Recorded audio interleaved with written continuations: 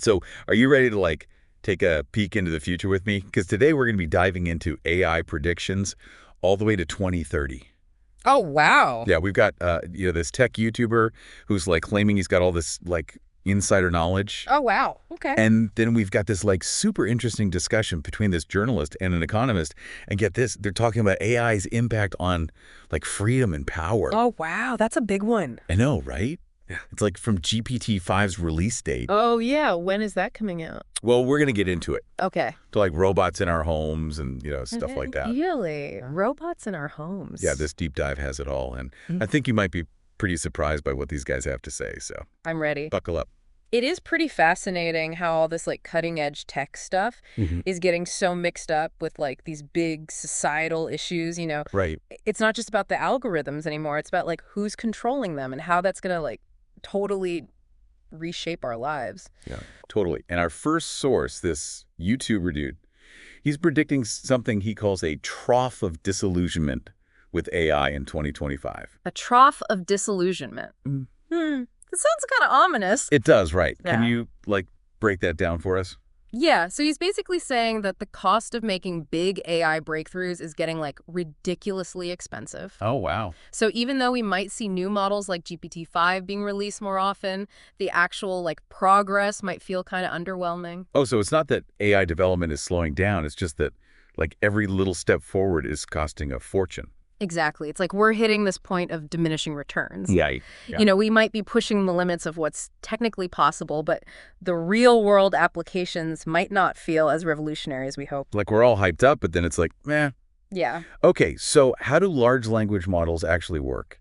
Well, it's complicated, but basically think of them like incredibly complex pattern recognition machines. Okay. They're trained on these massive data sets of text and code, Right. which lets them do things like generate human quality text, translate languages, write different kinds of creative content, and even answer your questions in an informative way.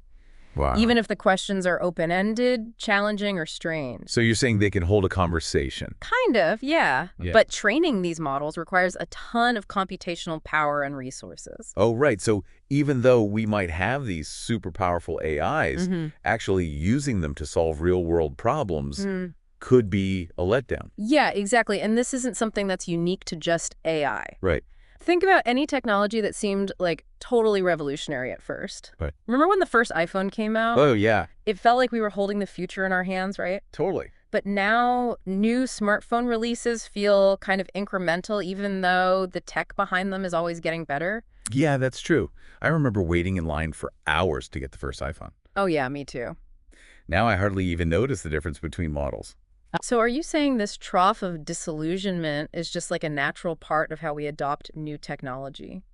I think so. Yeah, it's a pattern we see over and over again throughout history. The initial hype and excitement eventually fade away. Right. And then we start to see what a technology can actually do. And sometimes it's not as much as we thought. Right, like self-driving cars. Oh, yeah. Good example. A few years ago, everyone was saying we'd have autonomous vehicles everywhere by now. Yeah, totally. But it turns out it's way more complicated than that. Right. We've run into all these technical challenges, safety concerns, and even ethical dilemmas that nobody really anticipated. It's way more than just the tech itself. Exactly. And it seems like our YouTuber friend is saying that the way we currently measure AI progress might be making this whole hype cycle worse. Oh, really? Yeah, he says that the benchmarks we use are too focused on narrow tasks. Okay. And they don't really show how well AI can solve problems in the real world. That's interesting. So he thinks that our current AI benchmarks are too simplistic. Yeah, basically. Well, he's got a point there. Right.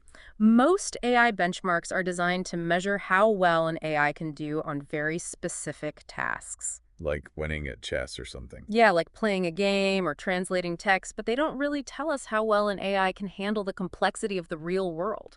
Yeah, the real world is messy. It is. It's full of ambiguity, incomplete information, and unexpected challenges. So it's like we're judging a fish by how well it climbs a tree. Exactly. We might be setting ourselves up for disappointment by using these metrics that don't really capture what we think of as intelligence. Especially when it comes to AI trying to navigate our crazy, unpredictable world. Yeah, and This actually connects back to what he said about the possibility of an AI-created Hollywood blockbuster by 2027. Oh, right. He even joked that the first few attempts might be more like postmodern art house garbage than box office hits. Ah, Yeah, that's a funny way to put it. I know. But it does highlight the difference between just being technically good at something and actual artistic expression. Right. And AI might be able to make amazing visuals or compose a catchy song, Uh-huh. but can it really understand human emotions? Right, or tell a story in a way that really captures our imagination. Or have like an artistic vision? Yeah, it makes you wonder if there are some things about human creativity that AI will just never be able to fully replicate. No matter how smart it gets. Yeah, exactly. It raises some really interesting questions about what it means to be human in a world with increasingly sophisticated AI. Okay, so we've got this potential trough of disillusionment coming up. Right. And we're not even sure if we're measuring AI's true abilities correctly. Yeah. But what about the actual applications of this technology? Like, what does our YouTuber see happening in the next few years? Well, one of his predictions that really stood out to me was the rise of commercially available robots. Robots? Yeah, potentially even domestic assistants as early as 2024. Wait, hold on. Are you saying we could have robot butlers serving us drinks by next year? Well, maybe not cocktails just yet. Okay. But the idea of having robots helping us with everyday tasks is becoming more and more realistic.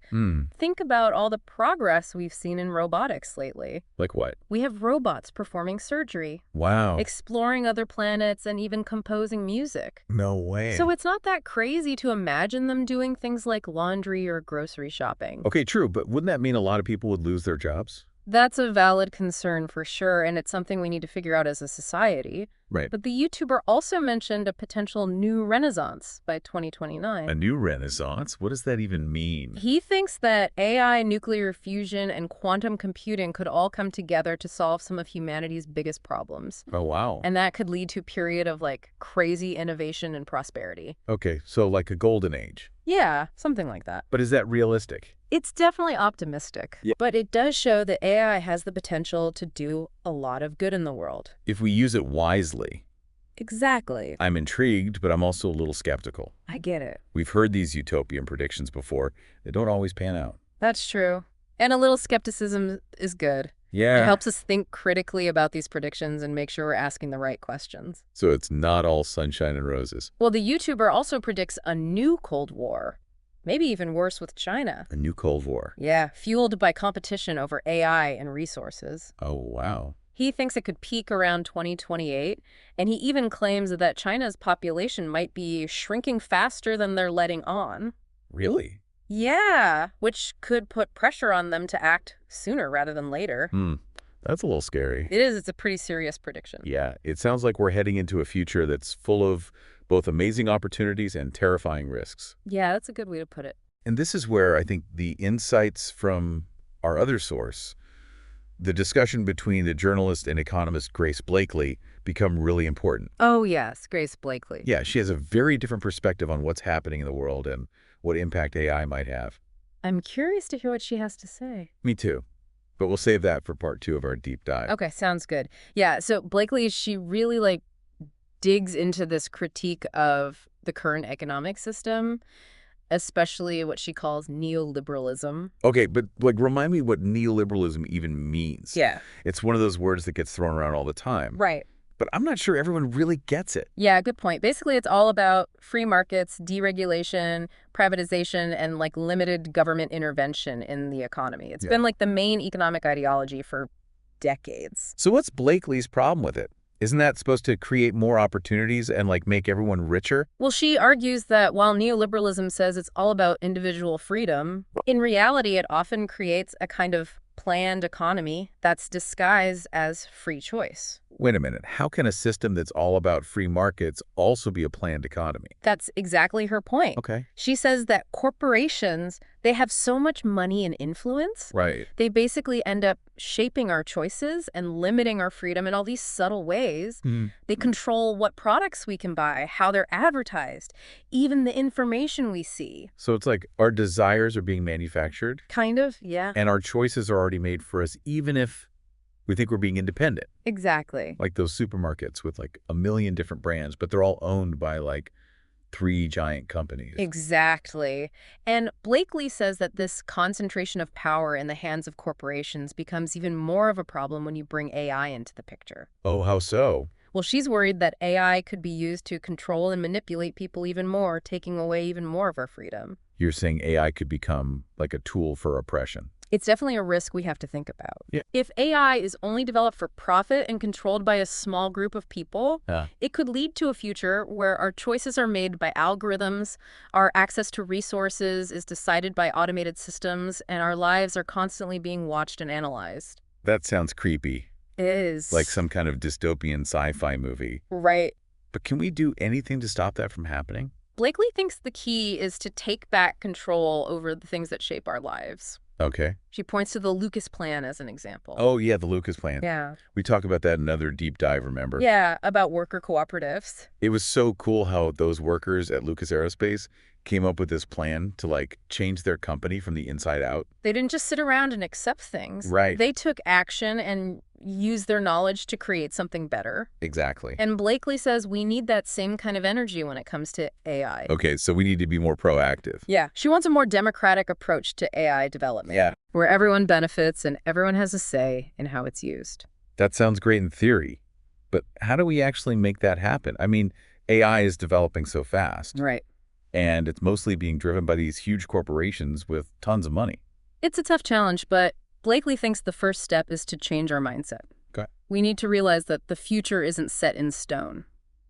We can still change things. Yeah, something we create through the choices we make, the technologies we develop, and the systems we build. So instead of just reacting to new technology, Yeah. we should be trying to shape it to fit our values. Exactly. It's about demanding transparency from the people who are developing AI. Right. Pushing for ethical guidelines and regulations and supporting initiatives that promote responsible AI development. Okay. And it's also about educating ourselves and each other about the potential benefits and risks of AI. So we can make informed decisions. Yeah, exactly. That makes sense. It's easy to feel powerless when we Oh. hear about all this crazy technology stuff. Right. But you're right, we do have a choice. We can be active participants in shaping the future instead of just watching it happen. I like that.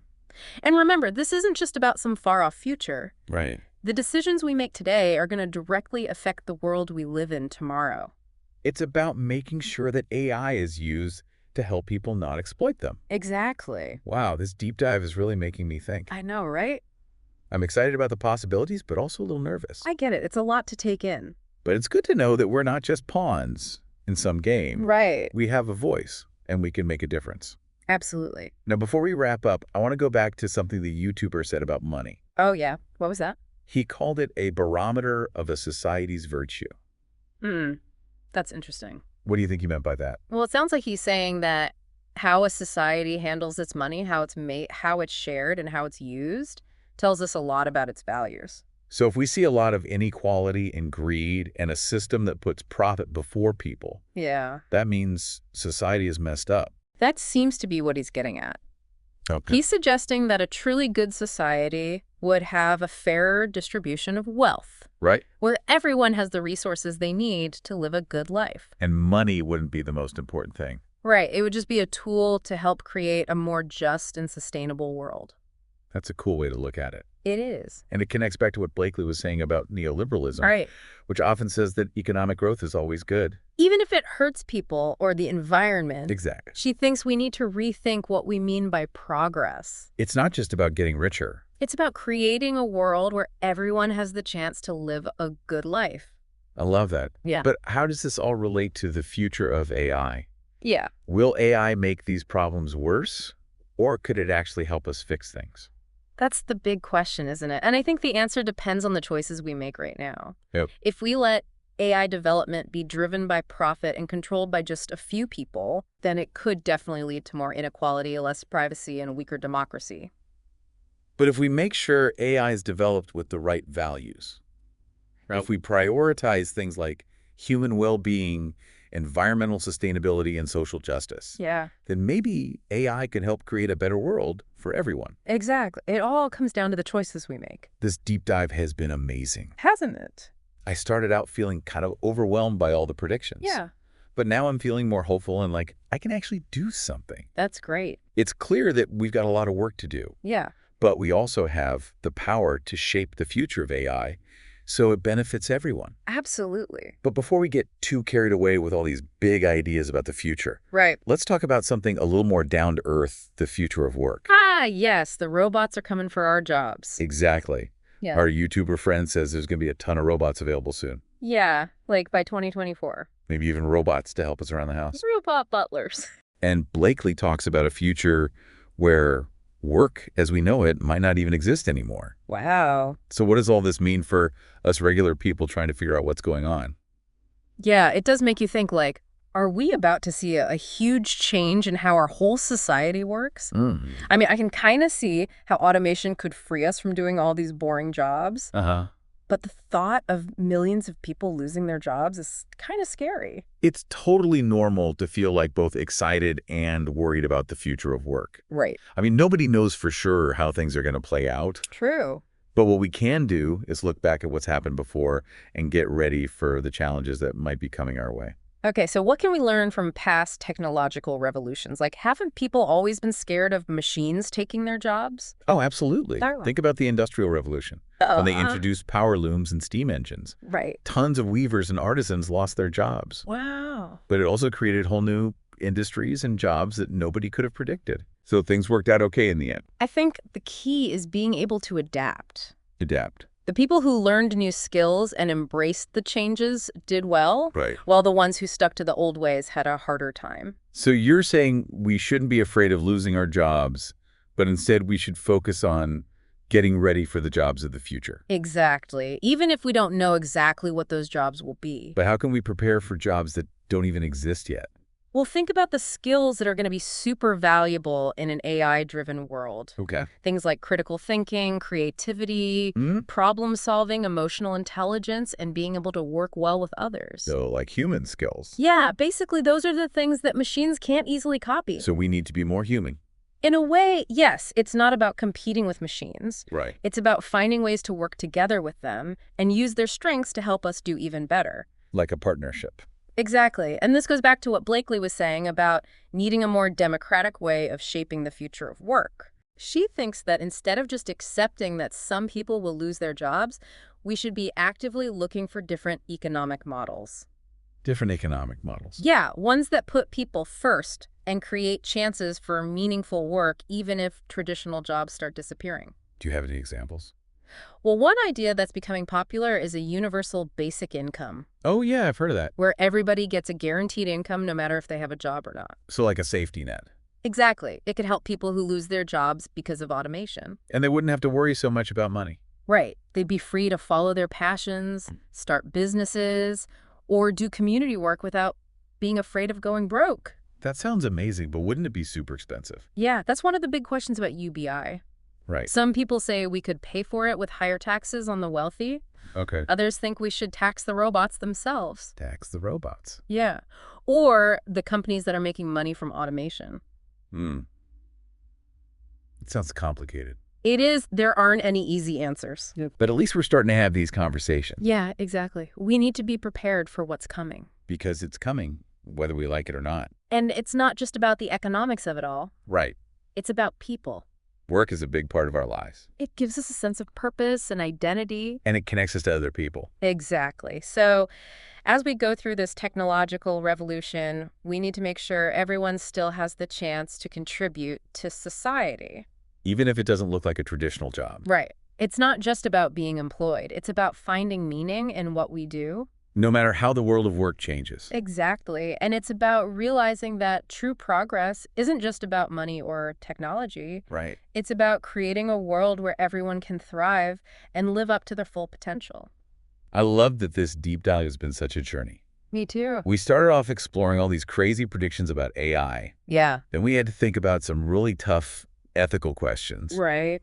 And we even imagined what it would be like to live in a world where robots and humans work together. It's been a wild ride.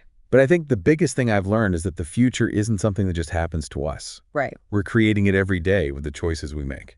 I completely agree the future is a blank canvas. Okay. And we get to decide what we paint on it. I like that. There will definitely be challenges. Oh, for sure.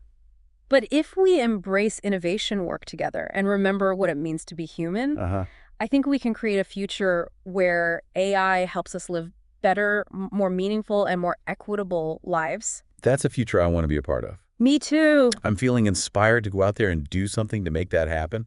That's the spirit. This deep dive has shown me that we can all make a difference. Even small actions can have a big impact. And remember, the most important thing is to stay curious. Keep asking questions and never stop learning. The future is full of possibilities. It really is. And it's up to us to make the most of them. So to everyone listening out there, Yeah. keep exploring, keep challenging the status quo, and keep believing that we can create a better future. Couldn't have said it better myself. Thanks for joining us on this awesome journey. It's been a pleasure. Until next time, stay curious.